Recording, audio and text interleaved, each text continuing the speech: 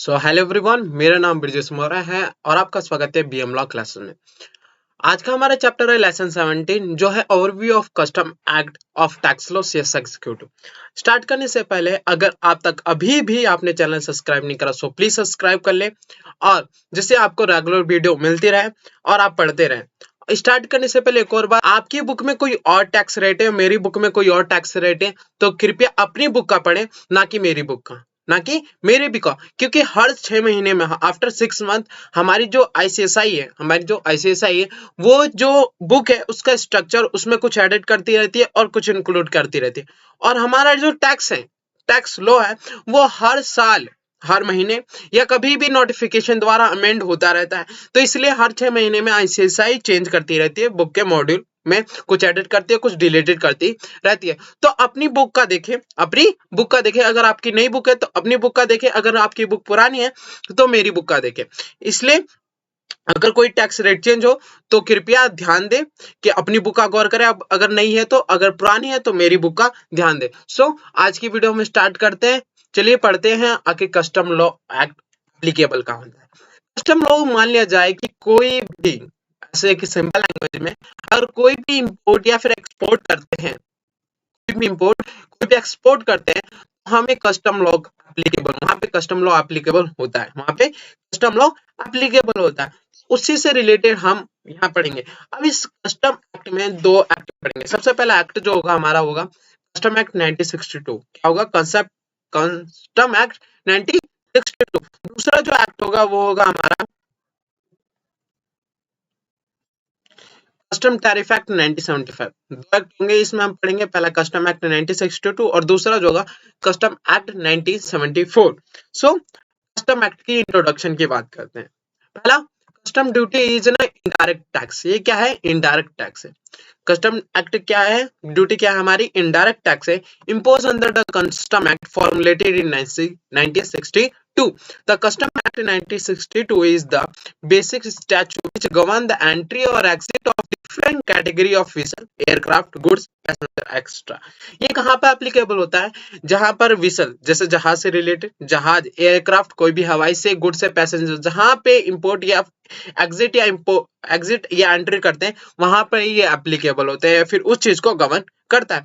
Into और outside the country, the extend to whole of India and the save otherwise provided in this act. It apply also to any offence or contravention thereunder committed outside India by a person.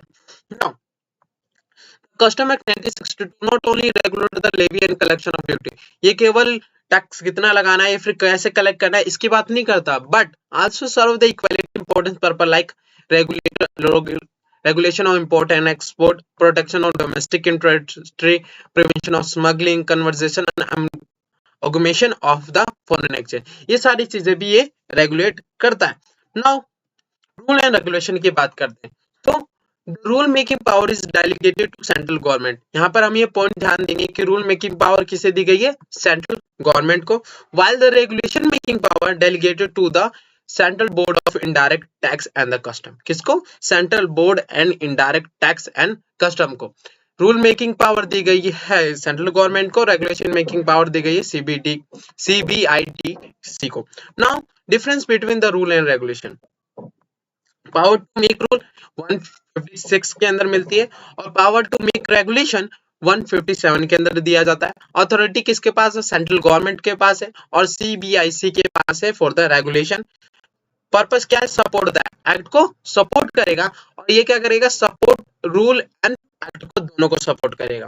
Content क्या क्या content होंगे? जैसे transaction value, eligibility of accession and repair and maintenance, spare parts, destruction and confiscation, goods maintained in the shipping, bill of export but either not exported or exported and subsequently reland, ये सारी चीजें होगी एक rules में। अब बात करते हैं रेगुलेशन में। The form of bill of entry कैसा होना चाहिए, शिपिंग बिल कैसा होना चाहिए, बिल ऑफ एक्सपोर्ट कैसा होना चाहिए, इंपोर्ट कैसा होना चाहिए, ये सारी चीजें रेगुलेशन में भी होगी। कुछ डेफिनेशन दे रखे यहाँ पे, आप कोशिश ये करेंगे कि कुछ डेफिनेशन सेक्शन जरूर याद कर लेंगे। क्या कर लेंगे? सेक्शन याद जरूर कर लेंगे। सबसे पहला मैं तुम बताऊंगा असेसमेंट ये इंपॉर्टेंट पर्पस से असेसमेंट का सेक्शन 2 बोलता है। दूसरा foreign going vehicle aircraft section 2 close 21, दूसरा गुड्स का सेक्शन 2 क्लोज 22, फिर से इंपोर्ट सेक्शन और पर्सन इन चार्ज मींस क्या होता है सेक्शन 2 क्लोज 31 और प्रोहिबिटेड गुड सेक्शन 2 क्लोज 33। ये चारों पांचों सेक्शन आप याद कर लेंगे, ये चारों पांचों सेक्शन आप याद कर लेंगे। Now levy an exemption of from the custom duty, किस किस को कहाँ टैक्स लगना चाहिए, कहाँ कस्टम ड्यूटी लगाया जाता है और किस कहाँ कस्टम ड्यूटी से एग्जेप्शन नहीं लगाना पड़ता, इसकी बात करते हैं। So goods become liable for import और export duty when goods are imported into India और exported out of India. Goods become liable for imports or export duty when goods are imported into India or exported out of India.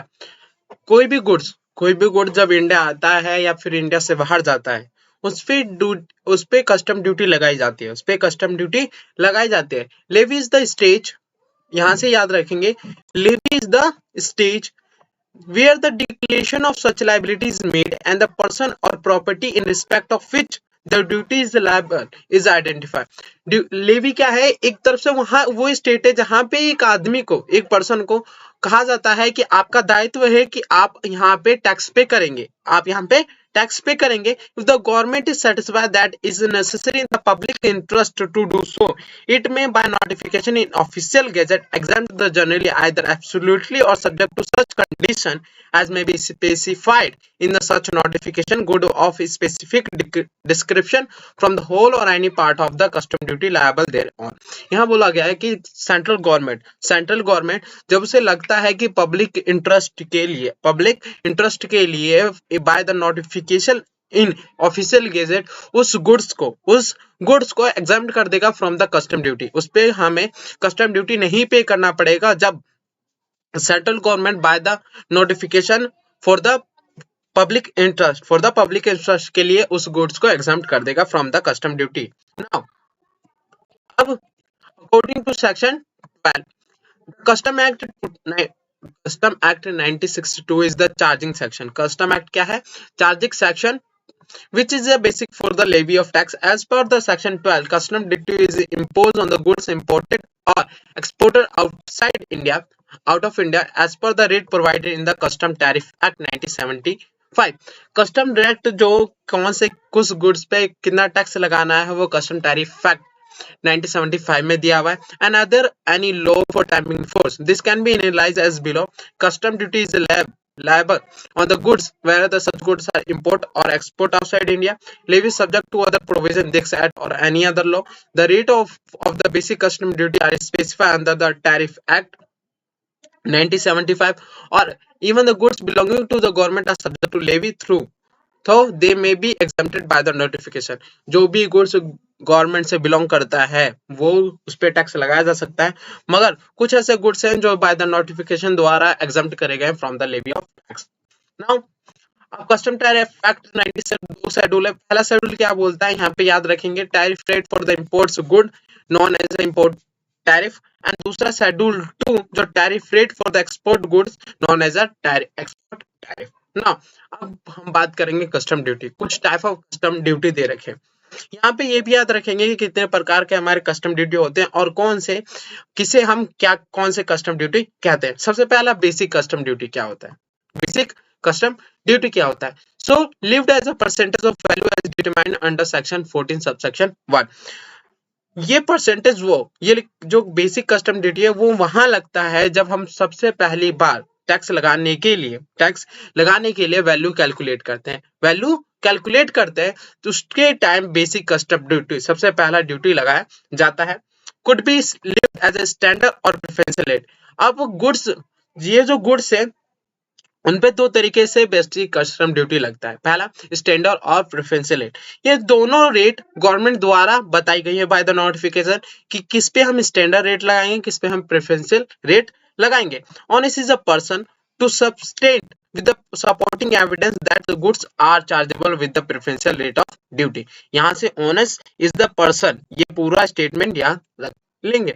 Now additional custom duty, countervailing custom duty।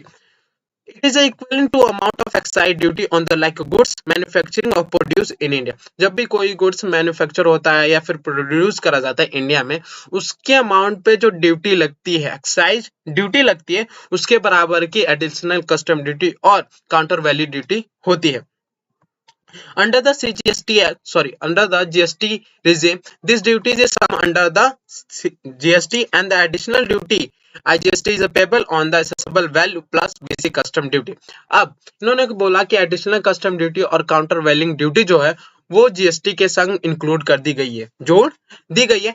Additional duty IGST अभी भी payable होता है on the assessable value, जो accessible होता है बताएंगे कैसे निकालते हैं, प्लस बेसिक कस्टम ड्यूटी। इन दोनों को जोड़ के उस पे जो अमाउंट, उस पे हम एडिशनल कस्टम ड्यूटी लगाते हैं। इन the case of alcoholic liquor for human consumption imported India, the same is still under the state excise which is not being summoned under GST। क्योंकि अल्कोहलिक लिक्वर जो human consumption के लगता है उस पर कभी भी जीएसटी नहीं लगता, इसलिए अभी भी उस पर स्टेट एक्साइज लगता है। In the case of inward taxable supply are the nature of imported goods which have been taxed and have been some consumed in the manufacturing outward supply, input tax credit available to the extent of IGST paid। इन्होंने कहा कि कभी भी जो हम import करते हैं कोई goods for the output supply उस पर अभी भी IGST लगा जाता है और उस पर इनपुट टैक्स क्रेडिट दिया जा सकता है। Now additional duty and special additional duty, it is use to levy to offset the sale tax और वेट टैक्स। जब भी हम सेल टैक्स लगता था, वेट टैक्स लगता था, उसकी जगह पे हम additional duty, special additional duty लगाते हैं। How may be summoned under the GST act, और ये भी हमारे जीएसटी एक्ट के संग जुड़ गया है। नाउ यहाँ पे रेट दिया हुआ है, बेसिक कस्टम ड्यूटी कितना रेट होता है 10%, रेट याद रख लेंगे 10%। काउंटर वेलिंग ड्यूटी का 12% और किस पे लगता है असेसेबल वैल्यू प्लस बीसीडी। इसका मतलब बेसिक कस्टम ड्यूटी जोड़ेंगे और असेसेबल वैल्यू जोड़ेंगे, इन दोनों पे काउंटर वैल्यू ड्यूटी 12% लगता है, यहाँ ध्यान देंगे। देन स्पेशल ड्यूटी लगता है हमारा 4%, किस पे लगेगा on the basic custom duty plus counter value duty plus cess. इन तीनों टैक्स को जोड़ के उसके ऊपर हम स्पेशल एडिशनल ड्यूटी लगाएंगे। ये जो चीजें हैं जो हमारे रेट दे रखे हैं, ये हम आगे चल के थ्रू द न्यूमेरिकल समझेंगे कि किस पे कितना और कैसे कैलकुलेट करा जाता है। Now CBDT SDT have been submit, simple सी बात है, only BCD is applicable and IGST is applicable on the assessable value plus basic custom duty. Now अब बात करते हैं GST compensation cess. Any article which is imported into India shall in addition be liable to goods and service tax compensation cess at the such rate as liable under the section 8 of good and service compensation or to the states as act। कोई भी article अगर import करा जा रहा है India में import करा जा रहा है तो उस पे इन एडिशन लायबल होगा कंपनसेशन सेस। वो कंपनसेशन इसलिए लगेगा कि जो भी कंपनसेशन होता है according to section 8 of Good and Service Tax Compensation to State Act Cess Act 2017 according duty in order to protect any industry stabilized in India, a duty may be imposed on imported goods on the recommendation of Tariff Commission according to section 6 of Custom Tariff Act 1975। कोई भी goods जब import करी जाती है और उससे हमें industry को हानिकारक है जो हमारे इंडिया में स्टेबलाइज करी गई है, उन्हें कोई प्रोटेक्ट करने के लिए प्रोटेक्टेड ड्यूटी लगाई जाती है। प्रोटेक्टेड ड्यूटी लगाई जाती है कब लगाई जाती है? जब कोई भी गुड्स इंपोर्ट करी जाती है इंडिया में। सेफगार्ड ड्यूटी, सेंट्रल गवर्नमेंट में impose safeguard duty on a specific imported good if it is opinion that goods are being imported in a large scale, they are causing injury to industry in India according to section 8b subsection 1 of Custom Tariff Act 1975। Safeguard duty तो कब लगती है? जब कोई भी good large scale में, मतलब बहुत सारे गुड्स इंपोर्ट करे जा रहे हैं हमारे इंडिया में और हमें लगता है कि हमारी जो इंडिया की इंडस्ट्री है उसको हानिकारक हो सकता है, उसको इफेक्ट कर सकता है, तब हमारी सेफगार्ड ड्यूटी लगाई जाती है। This is levied on the goods imported in India when such goods are already manufactured in India but cost are higher as compared to imported price. इन्होंने कहा कि कब लगाई जाती है और कौन गुड्स पे लगाई जाती है। यहाँ पे लिखा हुआ इन स्पेसिफिक इंपोर्टेड गुड्स। कब? जब हमारी इंडिया में कोई गुड्स मैन्युफैक्चरिंग करी जाती है, कोई गुड्स मैन्युफैक्चरिंग करी जाती है और मैन्युफैक्चरिंग करने के बाद उनकी वैल्यू बहुत ज्यादा हो जाती है, उनकी वैल्यू बहुत ज्यादा हो जाती है, तो इसलिए हम क्या करते हैं, उन गुड्स को बाहर से मंगाते हैं, क्योंकि वो बाहर हो सके तो सस्ते होते हैं। जैसे चाइना में हमारी जो बहुत सारे ऐसे गुड्स हैं जो वहां से इंपोर्ट करे जाते हैं, क्योंकि वहां पे मैन्युफैक्चरिंग, वहां पे कोस्ट हमारे इंडिया के मुकाबले वहां पे कॉस्ट बहुत सस्ता है, हम प्राइस बहुत सस्ते हैं, इसलिए आधे से ज्यादा मैन्युफैक्चरिंग गुड्स हम बाहर से चाइना से इंपोर्ट करते हैं, तो उस टाइम में सेफगार्ड ड्यूटी लगती है। Now countervailing duty and subsidy article. On subsidy article, when any country or territory pay bestow directly or indirectly any subsidy upon the manufacturing or production therein or exportation therefrom of any article including any subsidy or transfersion of such article, then central government may by a notification official gazette impose a countervailing duty. countervailing duty कब लगता है? On the subsidy article, on the subsidy article. जो कोई भी country या फिर कोई भी टेरिटरी जिस गुड्स पे सब्सिडी देती है उस पे central government by the notification countervailing duty कितना लगाना इंपोज कर सकता है, according to section 9 subsection 1 of the custom tariff act 1975. Anti-dumping duty on the dumped article, where any article is exported by the exporter or produced from the any country or territory in India at the less than its nominal value. कोई भी goods जो export करा जा रहा है, produce करा जा रहा है किसी भी कंट्री से या फिर इंडिया में, जो उसकी नॉमिनल वैल्यू है उससे बहुत कम है, उसकी वैल्यू बहुत कम है, then the upon the importation of such article into India, the central government may by notification impose a anti-dumping duty according to section 9A subsection 1 of Custom Tariff Act 1975.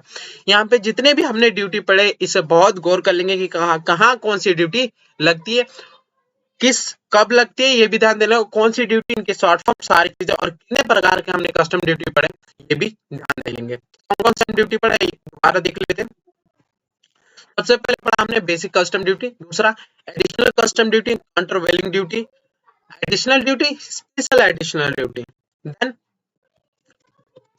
Compensation cess, protective duty, safeguard duty, countervailing duty on the subsidy article, anti-dumping duty on the dumped article, ये हमने पढ़ा। Now अब बात करते हैं हम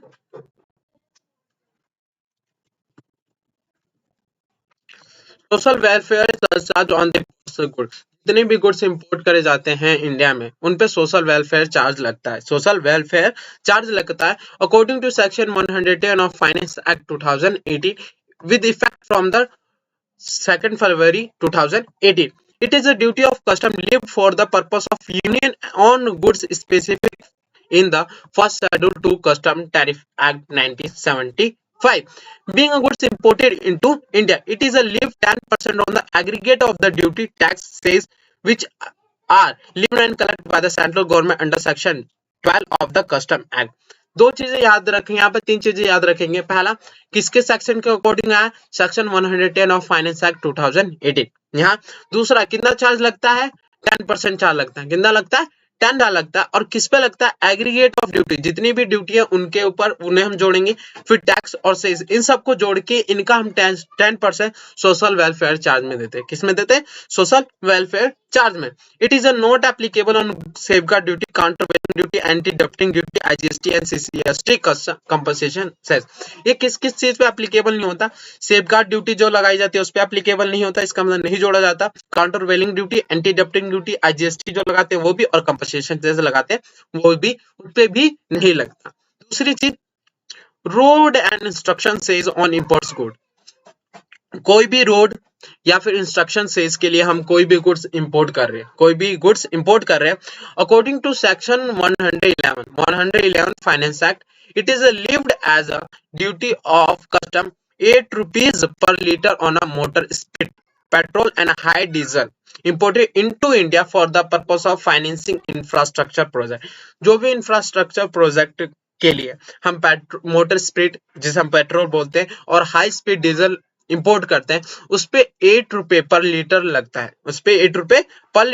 है, according to 111 जो यहाँ पे दे रखा है। Now Introduction of Health Finance Act 2020. Finance Act 2020 has been imposed on health tax on import of medical equipment classified in the fourth schedule for the augment financing health infrastructure and related service. कोई भी medical equipment, क्या हुआ corona time जो चल रहा है हमारा, corona के लिए हम बहुत सारी दवाइयाँ, बहुत सारी पीपी किट, बहुत सारी चीजें हम बाहर से इंपोर्ट करने लगे हैं, बहुत सारी चीजें इंपोर्ट करने लगे, एक्सपोर्ट करने लगे। तो जब भी ये कोई भी मेडिकल इक्विपमेंट बाहर से इंपोर्ट करा जाएगा, बाहर से इंपोर्ट करा जाएगा, तो उस पे हेल्थ सेज लगेगा, उस पे हेल्थ सेज लगेगा। जो हेल्थ सेज होगा वो होगा 5%। कितना होगा? 5% on the saleable value of imported goods. Now medical device which are exempted from the basic custom duty which not be subject to health says, कोई भी मेडिकल डिवाइस जो एग्जाम्प्ट करी गई है from the basic custom duty, उस पे कभी भी हेल्थ सेज नहीं लगेगा। Credit of health cess is not available to imported. Now अब classification and value of import and export good. अब हम जो गुड्स हैं उनकी क्लासिफिकेशन करते हैं कि किस पे कितना वैल्यू लगेगा, कितने टैक्स लगेगा, कौन से कस्टम ड्यूटी लगेंगे, ये सारी चीजें हम ध्यान रखते हैं। तो उनका जो क्लासिफिकेशन करना है, क्योंकि हर एक गुड्स पे अलग अलग कस्टम ड्यूटी लगाई जाती है, तो उनका क्लासिफिकेशन करना कैसे करना है इसकी बात करते हैं। सो classification enable the category the goods into groups subgroups in order to apply a single rate of duty on each group or subgroup. This classification is based on the custom harmonized system of nomenclature. कौन से based पे? Harmonized system of nomenclature. Harmonized system is a internationally accepted coding system. क्या है? एक coding system है, and the same was formulated and thereby enacted journal agreement and tariff and trade. Now at the international level, the harmonized system of nomenclature of goods is 6 digit coding. अगर international level की बात करें तो 6 digit का code होता है, मगर India की बात करें तो 8 डिजिट कोडिंग सिस्टम होता है। फर्स्ट 2 डिजिट रिप्रेजेंट करते हैं chapter number, next 2 digit represent करते हैं heading number, next 2 digit represent करते हैं सब heading number, and last 2 digit product code represent करते हैं। ना अब बात करते हैं जो क्लासिफिकेशन करना है हमें गुड्स की, वो क्लासिफिकेशन पे ध्यान देते हैं। General rule for classification according to rule 1 की बात करेंगे। The essence of this rule that the reference to rule may be made in case of ambiguity. इसका मेन मतलब क्या है कि जब हमें अस्पष्ट हो, मतलब हमें समझ नहीं आ रहा हो, that is the reference to 6th rule for the interpretation is not required when classification of good is possible on the basis of description in the heading or subheading extra. हमें इन रूल की जरूरत नहीं पड़ेगी जब हमें साफ पता हो कि कौन सा गुड्स किस ग्रुप में आता है और कौन सा गुड किस हेडिंग में आता है। तो सबसे पहले की बात करेंगे अनफिनिश्ड आर्टिकल और मिक्सचर।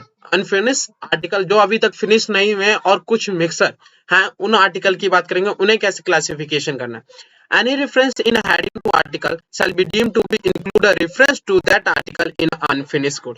कोई भी रेफरेंस एक हेडिंग के आर्टिकल में मान लिया जाएगा कि वो इंक्लूड है किसी और के आर्टिकल में जो अनफिनिश्ड है, long as the present state the incomplete article exists the essential character of that article in a complete or finished form. Example से बहुत अच्छा से समझ आएगा। एग्जाम्पल, कार विदाउट टायर और without seats would be still constructed as car.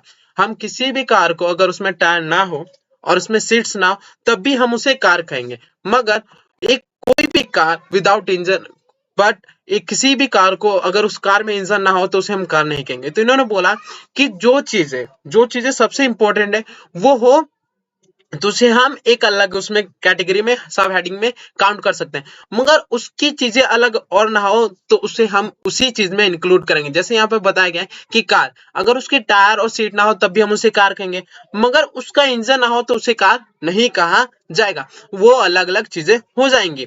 Now any reference in heading to material और substance shall be deemed to include a reference to mixture and combination of that material substance with other material or substance. जैसे natural rubber would include it mixture with the synthetic or other form of rubber. Now classification of goods, classification under more than one head. जैसे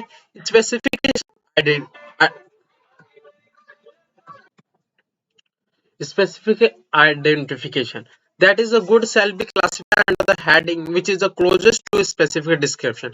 हम जो goods को classify करेंगे उसके सबसे near जो हम क्लासिफिकेशन करेंगे उसके सबसे आसपास गुड से क्लासिफिकेशन करेंगे अगर हम उसे समझ नहीं पाते।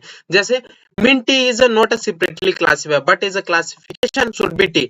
अब जो मिन टी है हमें समझ नहीं आ रहा कि मिन टी क्या है, तो हम उसके जो नियर जैसे टी उसकी अलग उस टी के क्लासिफिकेशन में हम उस मिंट टी को इंक्लूड कर देंगे। The product is the closest to the one under the heading tea, mint is only a flavor. Now, essential character or principle. That is, if composite good cannot be classified as per rule 3 sub-rule A, then shall be classified on the basis of material or substance that define the essential character. जैसे if one imported liquor gift set have the both liquor and glasses, it should be classification under the heading liquor as essential character of the composite item is a liquor itself and the glasses are the pure ancillary. अब यहाँ पे कहा गया कि जो goods का सबसे principal goods है उसी में क्लासिफिकेशन करेंगे अगर उसमें एक से ज्यादा गुड्स हो, अगर उसमें एक से ज्यादा गुड हो तो सबसे एसेंशियल जब हम सबसे प्रिंसिपल कैरेक्टर है उस गुड्स का उसी में क्लासिफिकेशन करेंगे और उसके बाद जो गुड्स होंगे उसे हम गौर नहीं करेंगे। लेटर एंड बेटर प्रिंसिपल मैंने goods can't be classification under rule 3A or 3B, the goods would be classified under the heading that appear in the last in numerical order among those which equally merit consideration. जैसे a gift set which had socks and tie can be classified under any of the above rule. Now, again principle की बात करते हैं जो है सब में बराबर होता है उसकी बात करेंगे। समान प्रिंसिपल एक तरफ से rule this rule state that goods which cannot be classified in accordance with the rule 1, 2 or 3 shall be classification under heading which include goods that are most akin or similar. इन्होंने कहा कि अगर हम 1 और 3 में नहीं क्लासिफिकेशन कर पाते हैं तो हम उस गुड्स को उस गुड्स के सब हेडिंग में इंक्लूड करेंगे जिस गुड की सबसे समान या फिर किसी और गुड से मिलता जुलता हो या फिर समान हो। एन एग्जांपल यहाँ पे दिया हुआ है anti glare film use for the car window, किसके लिए करा जाता है? Car window ventilation blinds, all of these are not separately classified, they would be classified under the heading of builder ware of the plastic as the closes that fit to into. Simple. Now this is और container for the packaging of goods. Good which are nature of the container or packages such necklace, boxes, camera, cases, musical instrument cases will be classified in the specific article which are generally sold within this package. हम जो भी ये necklace, boxes, camera, cases, musical instrument और cases classify करेंगे specific article. जैसे necklace है, necklace box किसमें? Necklace में क्लासिफिकेशन करेंगे। कैमरा केस, कैमरा में क्लासिफिकेशन करेंगे। उससे रिलेटेड हम उसके गुड के संग सोल्व करेंगे तो ऐसे उस गुड्स को क्लासिफिकेशन करेंगे। Subheading rule only subheading at the same level are comparable. ये 6 रूल हमें बहुत ध्यान से याद कर लेना है कि 6 में से कोई ना एक पूछने की चांसेस होते हैं क्योंकि हमारा जो कस्टम है ओवरव्यू ऑफ कस्टम है इसमें से हमारे जो जीएसटी का पोर्शन 50 नंबर का है 50% का, उस 50 नंबर में से 30% तक का कस्टम एक्ट से आता है। तो ये रहेगा कि हमारी आधा से ज्यादा और सबसे ज्यादा मेहनत इस चैप्टर पे, इसका मतलब 10 नंबर तक का हमारा इस चैप्टर से आ सकता है। तो आज के लिए इतना ही काफी है। नेक्स्ट चैप्टर में पढ़ेंगे वैल्यूएशन ऑफ कस्टम ड्यूटी, हमें कैसे कस्टम ड्यूटी वैल्यूएट करना है। इसकी नेक्स्ट वीडियो में वीडियो बनेंगे। आज के लिए इतना काफी। Thank you so much. मिलते हैं नेक्स्ट वीडियो में।